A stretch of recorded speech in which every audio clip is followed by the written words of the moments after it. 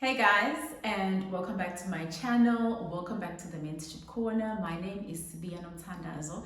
If you are joining us for the first time, don't forget to click the subscribe button down below to join the Mentorship Corner family. And don't forget to like and share our content with your family and friends so that we can all learn and grow together.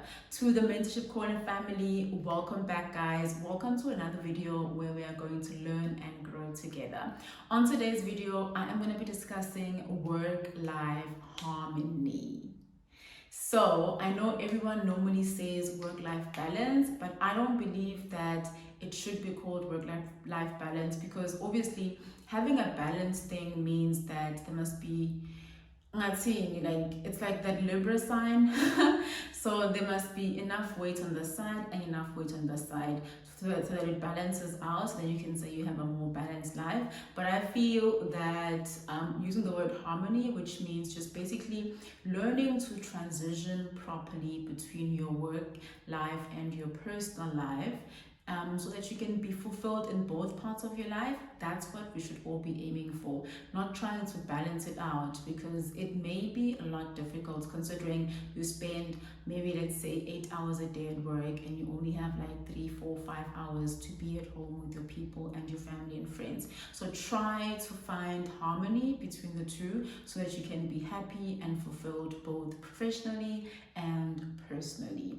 But remember, anything is possible with the right solution. So watch this video. I'm going to share some tips and tools that you can use today to ensure that you have your work-life harmony.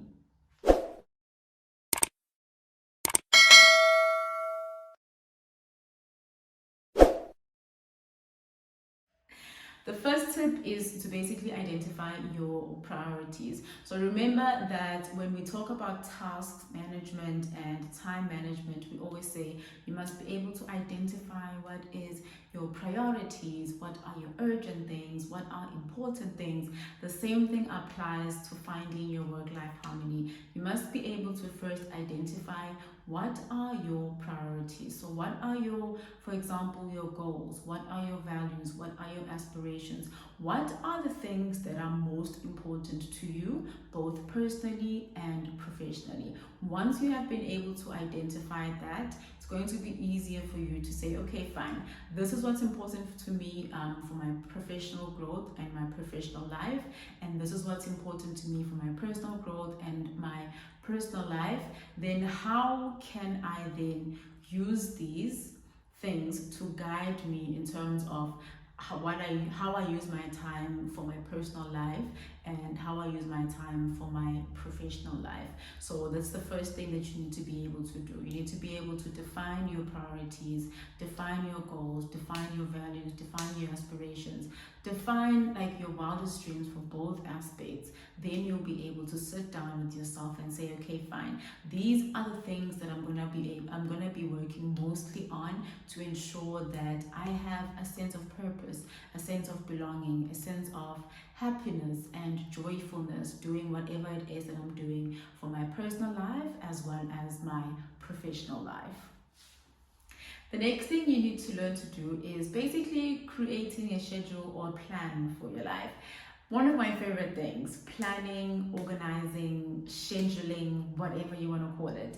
I'm going to call it planning. So you need to have a plan in place that is going to work for you. So have a plan that's going to be outlining tasks for your work, for example, to ensure that you are able to maximize the time that you have and in like for work in your professional space, and ensure that you work towards the goals and the priorities basically that you defined before, to ensure that you are living a purposeful and a fulfilled career life, work life, professional life. Do the same thing for your personal life. Create a plan or a schedule to ensure that you do things that are most important to you, and actually you complete tasks that are important to ensure that you are working towards achieving that which you identified as your priorities, to ensure that you are living a fulfilled and a purposeful personal life. This is very, very, very important, because it ensures that, one, you don't end up doing things that you don't want to do just because, well, you have to complete work, or, well, you have to keep a friend, or well, you have to, I don't know, whatever the case may be. It ensures that whatever decision you make, you are aware that it's contributing to the bigger picture of your life. It is contributing to basically the purposeful life that you want for yourself, and a fulfilled life that you want to be living. So that's the second tip. Basically, scheduling, creating a schedule or a plan for both your personal and your professional life.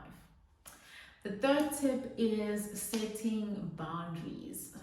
You need to learn to set boundaries, and you need to be able to learn to stick to your boundaries. So these boundaries, it's not necessarily boundaries, like personal boundaries for you and a spouse, or you and a friend, or you and a family member, but it's basically setting healthy and realistic boundaries between your personal life and your work life.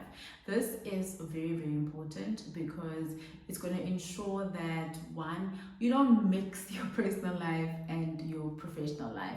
I know that at some points there may be a bit of a gray area between the two, but you don't want to be talking about work on a dinner date with your family and friends, unless they're just casually asking how your day was and how your work life has been. But you shouldn't be discussing clients and targets and all of that during a dinner date with your family and friends.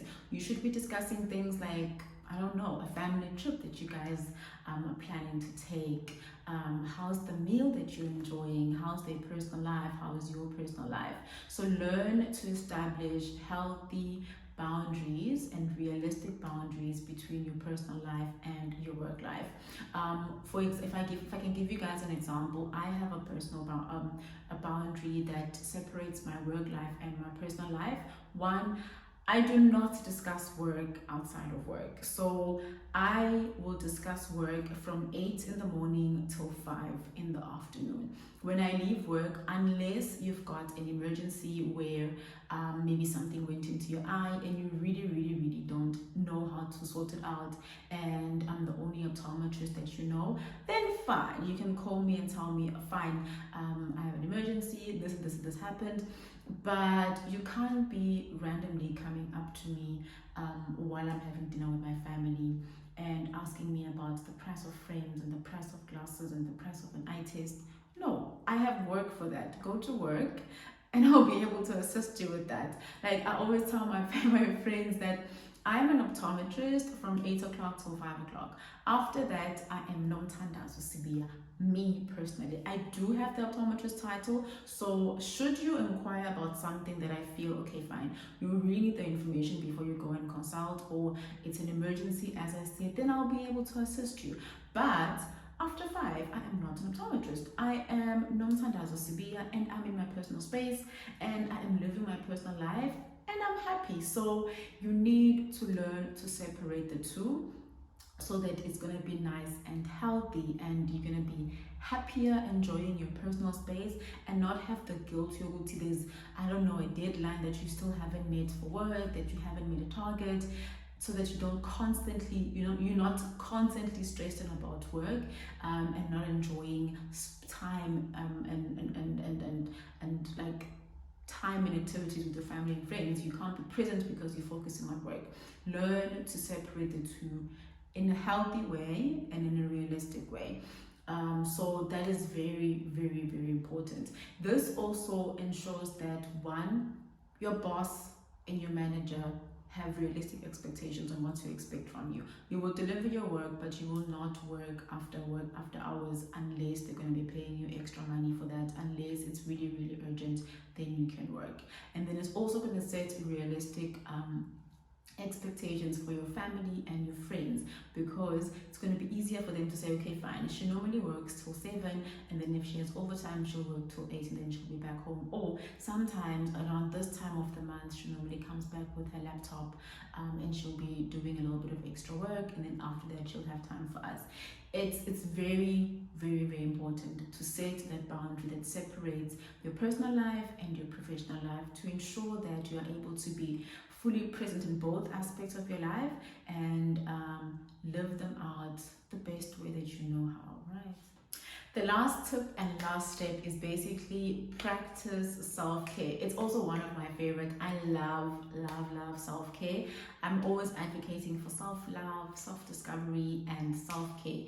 So this is very, very, very important. Keeping yourself well, mentally, physically, emotionally, financially, whatever the case may be, meant being able to maintain overall well-being and wellness for yourself is very, very, very important. Apart from just being allowing you the what's the right word? I don't know if I can say allowing you the space or allowing you.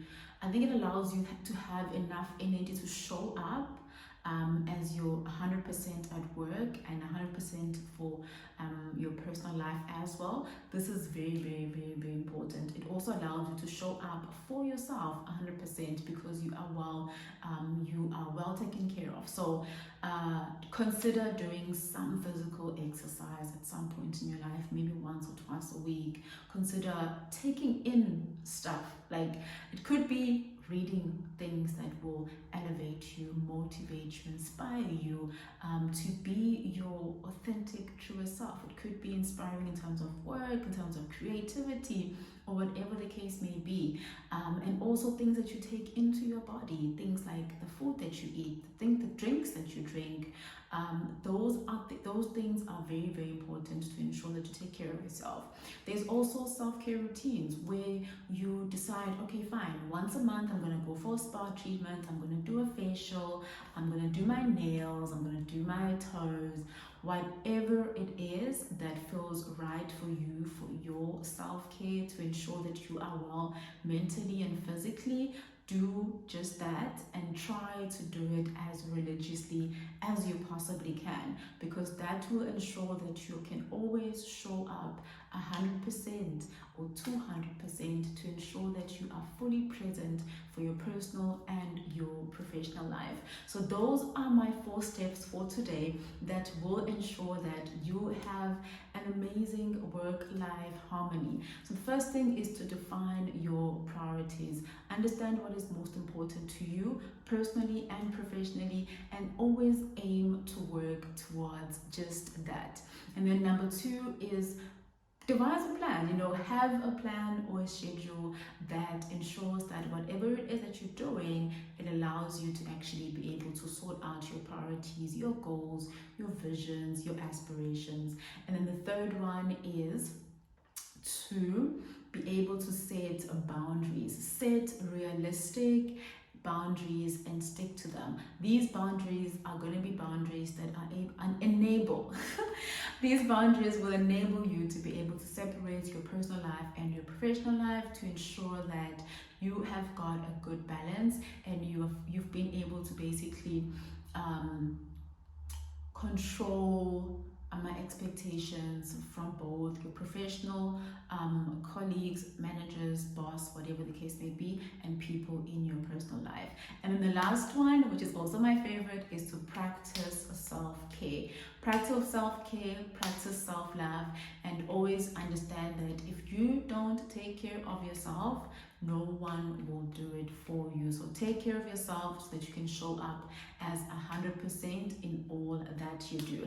That is it from today's video. I love you guys absolutely a lot. Don't forget to like, share, and most importantly, subscribe to join the Mentorship Corner family. I love you guys. It's goodbye from me.